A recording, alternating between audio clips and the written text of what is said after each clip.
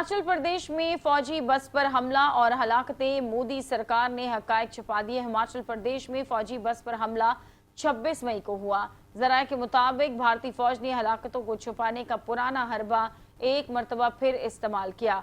कमारहटी railway station के करीब हमले में कई भारतीय फौजी मारे गए। हस्बे रिवायत मोदी सरकार ने गोदी मीडिया को फौजी हलाकतों की खबर नशर करते से रोक दिया। टाइम्स ऑफ इंडिया के मुताबिक मोदी के हुक्म पर वेबसाइट पर नशर होने वाली खबर भी हटवा दी गई।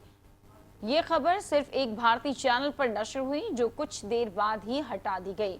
जराये ने यह भी बताया है कि भारतीय फौज के जवान बतौर हथियार इस्तेमाल हो रहे हैं। मरने के बाद उनका नाम तक नहीं लिया जाता।